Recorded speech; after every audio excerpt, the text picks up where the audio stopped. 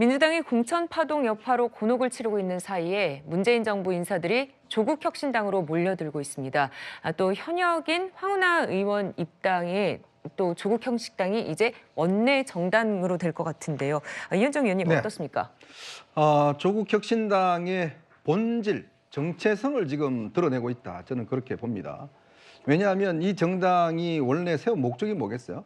조국 전 장관 자신의 어떤 사법적 이런 어떤 이 심판, 이거를 좀 피하기 위해서 솔직히 만든 정당 아니겠습니까? 뭐 겉으로는 뭐 윤석열 정부 심판 운운하지만 결국 지금 고등법원에서 2심에서 징역 2년을 받아놓고 있고 지금 대법원 확정 판결이 나오면 바로 지금 이제 구속돼야 되는 그런 처지를 뭔가 좀 막아보겠다 이런 거 나왔기 때문에 예. 결국 이런 것에 동의하는 사람들이 들어가고 있다. 자, 황운하 의원요. 네. 이분 지금 1심에서 징역 3년을 받았습니다. 자, 3년 5개월 동안 재판이 지연되다가 결국 이 3년을 받았어요. 근데 본인 뭐라고 그랬습니까? 불출마한다고 그랬잖아요. 근데 또 이 당으로 살짝 옮겨가더니만은 이제 또 당의 뜻에 따르겠다? 이 비례에 나가겠다는 이야기 하지 않은 거 아니겠습니까? 본인도 그렇게 생각했겠죠. 3년 5개월 동안 내가 버텨내서 결국 임기를 다 지켰는데 이 정당에 가서 또 배지를 달면 또 견뎌내지 않겠는가 이런 판단하지 않겠어요? 근데 이 정당에 들어가는 분들 보십시오. 자, 문미옥 전 과학기술보좌관 이분은요 바로 이 탈원전 문제 이 결정적인 원인을 제공했던 사람입니다. 그다음에 네. 여기 보면 어제 검찰의 그 출신들 같은 경우도 보면 법무부에서 해임 통보받은 사람들도 여기 다 들어간 거 아니겠습니까?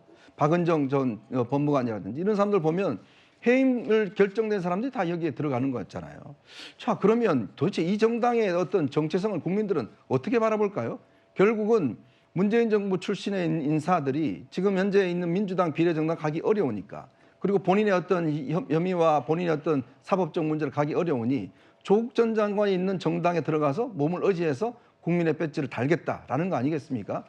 정말 저는 이거는 뭐 해외 토픽감이라고 봅니다.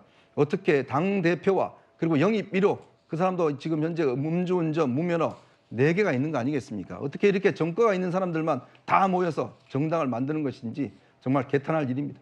네, 이현정 의원 발언은 일부 개인적인 의견이 있음을 알려드립니다. 자, 조국혁신당의 약진 가운데 당명을 유지하기로 확정한 새로운 미래는 민주당을 탈당한 의원들을 한류로 동력을 얻고자 하는 모양새입니다. 영상으로 보시죠.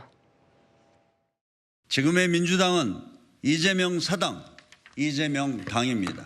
이대로 가면 윤석열 정권 심판은 물 건너가고 결국 이번 총선은 비호감 대선에 이은 역대 최악의 비호감 선거가 될 것입니다. 진짜 민주 세력, 정치 개혁을 추구하는 세력이 모두 함께 할 수 있는 민주연대 결성을 추진하겠습니다.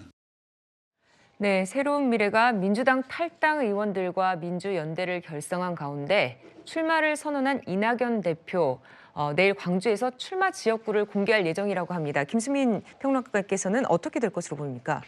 네, 뭐 출마 지역구는 두 가지가 거론이 됐던 것 같아요. 한 군데는 이제 민영배 의원이 있는 지역구, 그리고 하나는 이제 양향자 의원이 비운 지역구 이렇게 거론이 된 것 같은데 이제 한쪽은 친명계 핵심 의원하고 한판 붙어보겠다라고 하는 취지고 다른 쪽은 원래 양향자 의원이 됐기 때문에 그쪽이 또 자리를 비웠기 때문에 무주공산이 돼서 한번 해볼 만하지 않을까 이렇게 생각을 하는 것 같고 일단 이제 이낙연 대표에게 좀 불리한 부분은 현재 호남 여론이 별로 움직이고 있지 않은 측면이 분명히 있습니다. 예. 어찌 보면 이낙연 대표가 움직이려면 탈당을 하고 신당을 만들려면 더 빨리 했었어야 하거나 아니면 민주당의 흐름을 지켜보고 좀 더 늦게 썼어야 되는 거 아닌가. 결과론적으로는 그런 얘기도 나오는 것 같고요. 일단 이낙연 대표가 본인이 좀 희생을 하는 이런 것들을 이제 뉘앙스를 좀 충분히 그나마 풍길 수 있어야 남은 기간에 이제 지역구에서 좀 동력을 상승시키고 새로운 미래로 시선을 집중시킬 수 있지 않을까 그렇게 전망을 합니다. 네, 자 개혁신당 또한 초반 돌풍과는 달리 고전을 면치 못하고 있는데 이준석 대표는 이 상황을 어떻게 받아들이고 있는지 들어보시죠. 조국혁신당도 그렇고 예. 나머지 제3지대 세력들 같은 경우에는 결국 민주당의 어떤 위기 상황 속에서 민주당의 대체제 또는 민주당의 보완제가 되겠다고 나와 있는 당들이거든요. 국민의힘에게 표를 주면은 윤석열 대통령이 지금까지 해왔던 좀 다소 막무가내의 정치를 앞으로 임기 3년 동안 더 할 수 있지 않을까라는 우려가 되시는 분들에게는 그 예. 견제 세력으로서 개혁신당이 굉장히 매력적인 투표 대상이 될 것이다 이렇게 봅니다.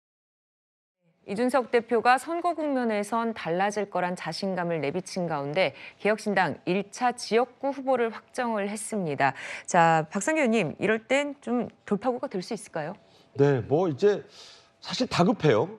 일요일이 되면 D-31일입니다. 그야말로 선거는 이제 보이고 있어요. 선거 종착역의 열차가 멀리 보이기 시작합니다. 이제 아까 말씀드린 대로 공천이 아니고 이제 본격적인 선거를 해야 되는데, 자, 개혁신당 아까 지지율표 여론조사 보셨지만 잘 안 보인다고 김지호 부대변인 말씀하셨는데 네. 보이긴 보여요. 그리고 맥박도 잡힙니다. 그런데 아주 희미합니다. 요새 의료 대란이 있는데 사실 정말 이게 중환자예요, 중환자. 이게 잘 안 잡히고 있습니다. 그러니까 고민이에요. 김종인 그 전 위원장이 그런 얘기 했잖아요. 지금 공관위원장 맡고 있는데 예. 이준석 이번에 원내 입성 못하면 정치 생명 끝이다. 제가 봐도 그래요. 왜? 26세 정치에 입문해서 이제 40고개입니다. 자, 이제 네 번째 떨어진 대표가 될 수는 없어요. 본인이 화성을에서 지금 현대차 출신의 홍보 담당 전직 사장, 그리고 30대의 연부역 강한 삼성전자 반도체 연구원과 지금 3파전 벌이기도 돼 있잖아요. 네. 자, 여기서 살아남아야 됩니다. 자, 허은하 의원이 영등포 갑으로 뛰어들었어요. 당선 가능성은 본인도 뭐 열심히 뛰겠지만 사실 뭐 사선에 당적을 옮긴 전직 국회 부의장의 영등포를 다져온 전직 그 토박이 출신의 영등포 구청장 민주당 후보. 자, 이 틈바구니에서 허은하 의원이 과연 전 의원이 얼마나 좀 그 역할을 할 수 있을지 고민이 될 겁니다. 일단 당선을 시켜야 돼요. 예. 당선자가 안 나오면, 당선자가 나오면서 바람이 일어나고 뉴스에서 좀 보도가 돼야 되는데 자꾸 뒤로 밀리고 다른 당 얘기 나오는데 뭐 패널이 한두 마디 거드는 식의 그런 무슨 한편당 돼가지고는 비전이 없습니다. 허은하 의원도 열심히, 전 의원도 열심히 해봐야 되겠지만 이준석 대표 자신의 원내 입성이 지금 절체절명이다. 여기에 자신의 정치 인생이 달려있다. 본인도 할 겁니다. 네, 야당과 제3지대 얘기까지 짚어봤습니다.